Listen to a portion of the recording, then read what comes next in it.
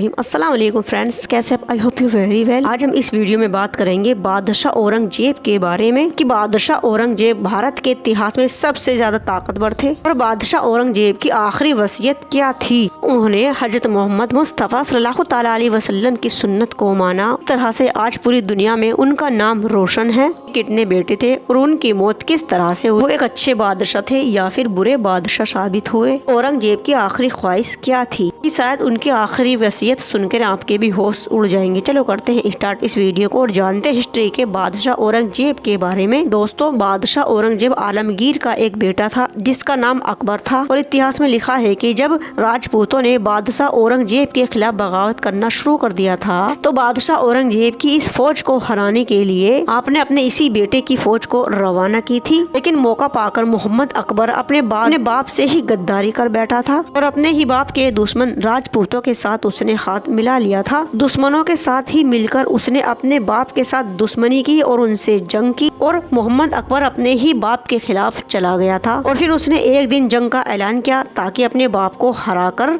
ताकि मुगल एम्पायर की गद्दी पर वो खुद बैठ सके। लेकिन बादशाह औरंगजेब की फौज ने बहुत ही आसानी से और बहुत कम वक्त में बहुत ही आसानी से राजपूतों की फौज को हरा दिया था। फिर मोहम्मद अकबर भी वहाँ से भाग निकला था और मराठों में आकर उसने पनाह ले ली थी। लेकिन बादशाह अकबर को पकड़ने और मराठों को हराने के लिए दक्कन की तरफ बढ़ने लगे थे। अब मराठा भी समझ गए थे कि हम मोहम्मद अकबर को अब बादशाह से नहीं बचा पाएंगे। तभी मराठाओं ने मोहम्मद अकबर को पासा की तरफ भेज दिया था। वहाँ जाकर मोहम्मद अकबर ने बाकी की जिंदगी को वहीं गुजारा और जब पसा में आकर उसने गुमशुदा लोगों की तरह अपनी जिंदगी को गुजार रहा था तो वो हर वक्त अपने बाप बादशाह औरंगजेब को मरने की दुआ करता रहता था। और जब बादशाह को ये मालूम हुआ कि उसी का बेटा उसके मरने की दुआ रात दिन करता रहता है तो बादशाह ने हंस कर कहा कि अच्छा देखते हैं कि पहले कौन मरेगा। फिर इसकी मौत 1706 ईस्वी में बादशाह औरंगजेब से पहले ही हो गई थी, जबकि उसकी उम्र उस वक्त 40 साल की ही थी। जब बादशाह 1707 में अगले साल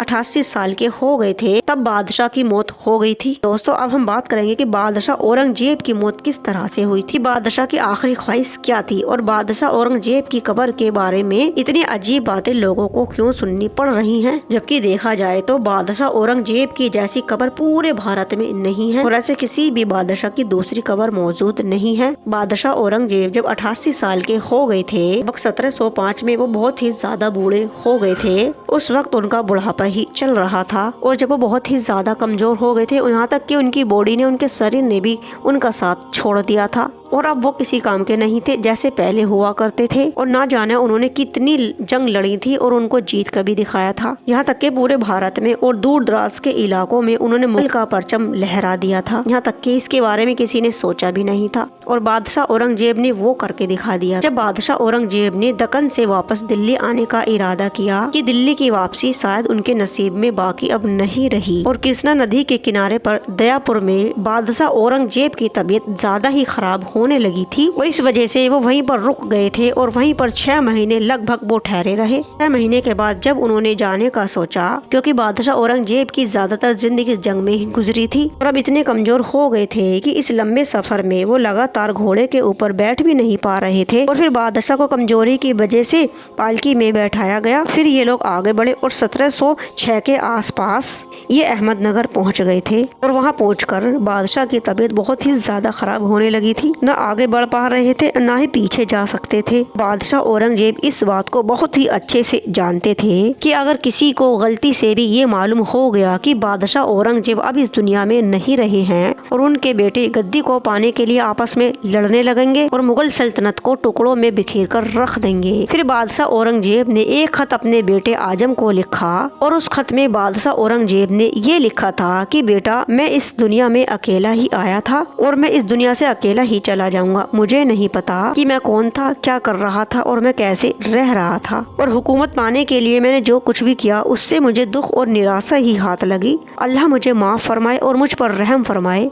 मैं एक अच्छे बादशाह के लिए नाकाम ही रहा हूँ। اور یہ میری قیمتی زندگی کسی بھی کام نہ آ سکی، اور یہ سلطنت میرے آخری وقت میں بھی کیا کام آئے گی۔ اللہ تو چاروں طرف موجود ہے، لیکن میں پھر بھی بد نصیب ہوں، اور اب اللہ کے پاس جانے کا وقت قریب ہی آ گیا ہے، لیکن پھر بھی مجھے اللہ کی موجودگی اپنے پاس نہیں ہو رہی ہے، اور شاید میں بہت ہی زیادہ گناہگار بندہ ہوں، اسی لیے اللہ کو پسند نہیں آیا ہوں۔ اور بادشاہ اورنگزیب کے بیٹے نے جب اعظم نے یہ خط پڑھا تو فوراً ہی اپنے باپ سے ملنے کے لیے نکل پڑے۔ اپنے باپ کے پاس جا کر جب اس نے اپنے باپ کی یہ حالت دیکھی تو ان کو یقین ہی نہیں ہو رہا تھا کہ یہ وہی بادشاہ ہے جو پورے بھارت پر مغل پر راج کرنے میں کامیاب رہے، اور 1707 میں بادشاہ اورنگزیب کو یہ پورا یقین ہو گیا تھا کہ اب وہ زیادہ دن تک زندہ نہیں رہ پائیں گے، لیکن اتنی کمزوری اتنی بیماری میں بھی وہ 5 وقت کے ٹائم پر نماز ادا کرتے رہتے تھے۔ اور پھر 1707 میں 3 مارچ کے دن بادشاہ اورنگزیب کا انتقال ہو گیا تھا، اور وہ بادشاہ اس دنیا کو چھوڑ کر ہمیشہ کے لیے چلے گئے تھے۔ اور پھر ان کے بیٹے اعظم اور بیٹی زینت النساء نے دلی میں نہیں بلکہ اورنگ آباد، جس کو اب بدل کر سامراجیہ نگر رکھ دیا ہے، ان کو وہیں لے جایا گیا۔ بادشاہ کی یہ وصیت تھی کہ ان کے مرنے کے بعد ان کو وہیں دفنایا جائے۔ خلد آباد میں شیخ جیب الدین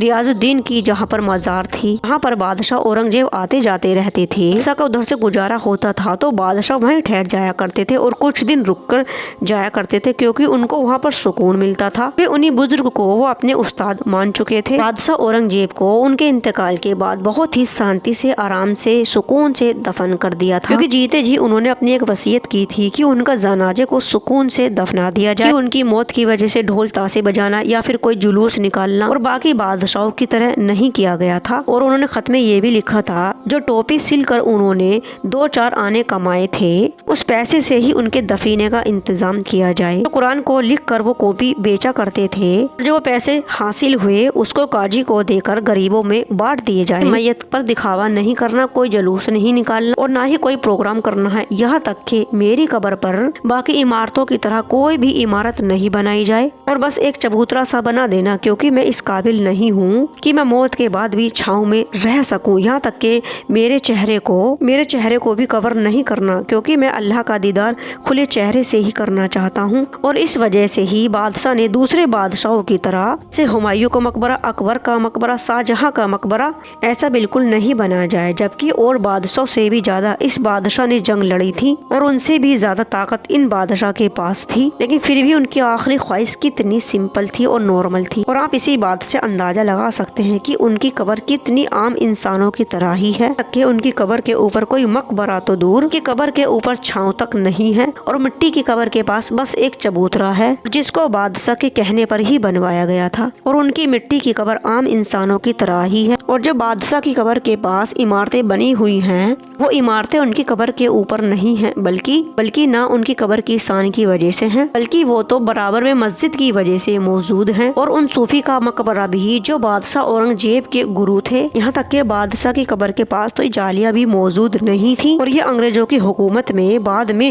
لوگوں نے کہہ کر بنوائی تھی، ورنہ قبر تو بالکل ویسی ہی تھی جو 4 روپے 2 آنے میں بنائی جا سکتی تھی۔ اور بادشاہ اورنگزیب کی قبر کے پاس ان کے بیٹے اعظم کا بھی مقبرہ ہے، اور وہی پاس کی دیواروں میں بادشاہ اورنگزیب کے بارے میں لکھا ہوا ہے۔ ان کے بیٹے کے مقبرے کو راشٹریہ اسمارک گھوشت کر دیا گیا ہے، اور اس مقبرے کا دیکھ بھال کا ذمہ بھارتیہ پراتتو ASI کے پاس ہی ہے، تک کہ بادشاہ اورنگزیب اپنے والد، اپنے دادا اور اپنے پردادا سے بھی زیادہ اسلام کو فالو کرتے تھے اور اسلام کو مانتے تھے، تک کہ انہوں نے کبھی شراب کو نہیں چھوا اور نہ ہی افیم کو کبھی چھوا تھا، جبکہ انہی چیزوں کی وجہ سے پچھلی شاسن اسی چیز کی وجہ سے برباد ہو گئے، کیونکہ ان بری لتوں نے ان کو کمزور کر دیا تھا اور شاسن کو صحیح سے نہیں چلا پا رہے تھے۔ اور بادشاہ اورنگزیب عالمگیر نے پورے قرآن مجید کو یاد کر رکھا تھا، اور بادشاہ اورنگزیب گیہوں کا بنا ہوا کباب اور چنے کی دال کو پسند کرتے تھے، اور مہان شاسکوں میں یہ آخری مہان شاسک مانے گئے ہیں۔ ان کے سمے میں مغل سامراجیہ سب سے بڑا تھا، وہ بہت ہی زیادہ میں پھیلا ہوا تھا، اور اس کا نتیجہ یہی تھا کیونکہ وہ نیم کو فالو کرتے تھے اور اللہ پر پورا یقین رکھتے تھے، ہر برائی سے دور رہتے تھے، اور انہوں نے مغل سامراج کے لیے بہت کام کیا ہے۔ یہی بادشاہ اورنگزیب کی آخری وصیت تھی، اسی لیے ان کا نام سب سے زیادہ فیمس اور لیا جاتا ہے، اور بادشاہوں سے زیادہ اس بادشاہ کی شان نرالی ہے کہ نبی صلی اللہ تعالی علیہ وسلم کی سنت کو فالو کیا اور اللہ سے ڈرتے رہے،